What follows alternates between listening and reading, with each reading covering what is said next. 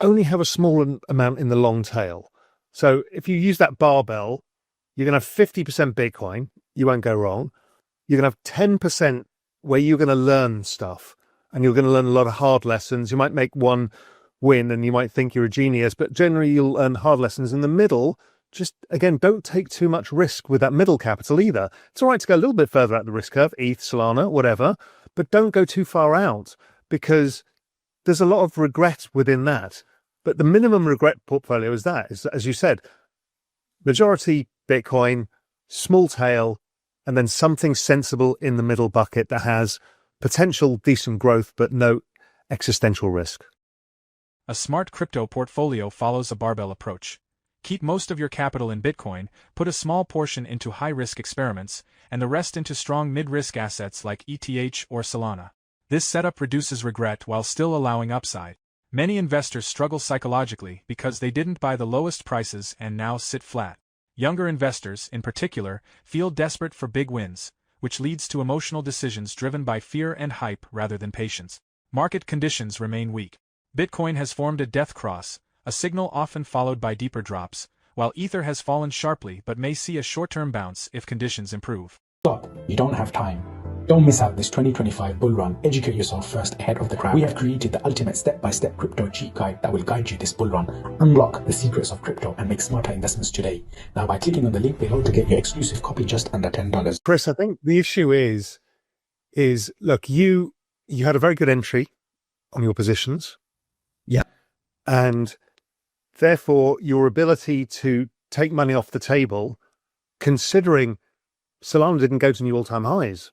I mean, this would be, I would put it in the paranoia bucket for this case, is like we had no new highs in everything except Bitcoin. And pretty much the whole space topped in January. That's weird for this year. But the issue is people don't have any real significant gains, because most people never buy the lows, right? That's, we both were pounding the table back in the lows, but most people haven't bought the lows. So they buy sometime in 2023 or 4, and they're not up, they're flat. Yeah. And that's really hard psychologically to take chips off the table when you're flat and all your hopes and dreams are in this trade. So I can see why everybody's agonizing, because it's difficult. Yeah. And people will discount, at least me, for having venture entries, but a lot of my entries are public market entries alongside everyone else. Yeah, your Solana was, fantastic. And that was a public entry and done publicly in front of everybody. Yeah. And then, I think, for anyone that I'm helping on a personal basis enter crypto assets, I just always tell them, if they come out flat in their first cycle, that's a win, because they learn so much in that process and they go through the agonizing volatility. And so if someone is, flat and having learned a ton, then that's a win. And I think for a rational investor, somebody who's thinking carefully about trying to build wealth, that metrics works well. The issue is the younger investor who can't buy a house, that kind of, there's a desperation around the whole thing, right? This is like, this is my only chance, the unfuck my future idea. And it's so strong in people that their entire hopes and dreams are in a trade, which is obviously never the right way to approach any investment. But that they would kill themselves if they miss the upside, but they can't also bear the downside. And I think that's what we see with this excess emotion in the space, is these two things, these two competing forces are literally driving people insane. Yeah, no, I think that's very well said. And one of the issues is, and I still want to come back to the where we started, but the other issue is the long tail.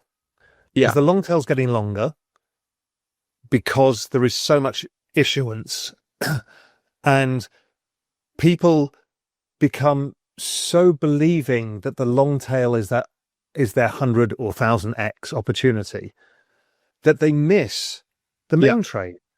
I mean, the main trade for the last 3 years was Solana. It's a pretty straightforward trade. Massive on-chain activity, developer activity. It was pretty obvious. And most people missed it because they wanted to go even further out the risk curve. Yeah. And the long tail is now oversaturated with stuff. And so you can't even use the power law anymore because there's too many tokens. A smart crypto portfolio follows a barbell approach. Keep most of your capital in Bitcoin, place a small portion into high-risk experiments, and allocate the rest to strong mid-risk assets like ETH or Solana. This structure limits regret while still offering growth potential. Many investors struggle because they didn't buy at the lows and now sit flat, making it emotionally difficult to take profits or accept losses, especially for younger investors chasing life-changing gains. Market conditions remain fragile.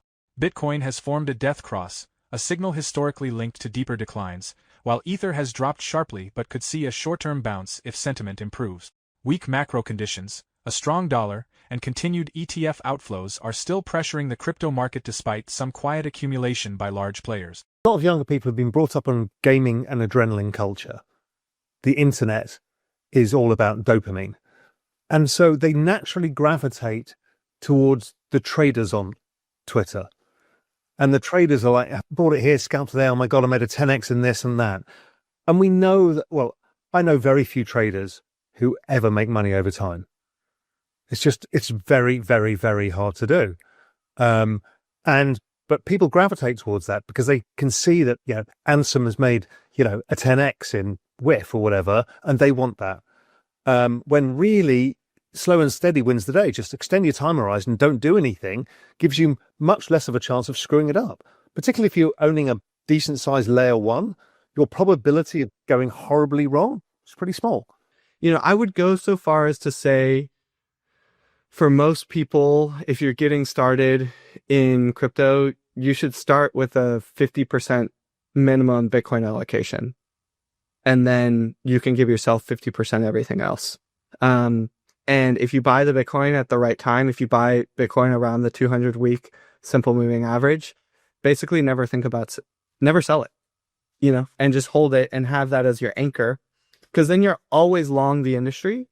And then you can learn, you can be calm, you're long, you'll go up and down with the cycles, but you're calm and long, and then you learn, and you can add more juice to that portfolio if Bitcoin's back at its 200-week, and then you might look at the Sols or the ETHs or the SUIs or whatever it might be, right? And you might add to that portfolio.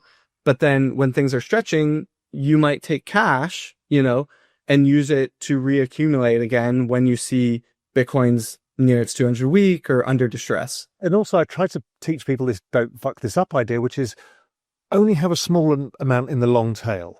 So if you use that barbell, you're going to have 50% Bitcoin. You won't go wrong. You're going to have 10% where you're going to learn stuff, and you're going to learn a lot of hard lessons. You might make one win and you might think you're a genius, but generally you'll learn hard lessons. In the middle, just, again, don't take too much risk with that middle capital either. It's all right to go a little bit further out the risk curve, ETH, Solana, whatever, but don't go too far out because there's a lot of regret within that. But the minimum regret portfolio is, as you said, majority Bitcoin, small tail, and then something sensible in the middle bucket that has potential decent growth, but no existential risk. The main takeaway is that a low-regret crypto strategy relies on balance and patience.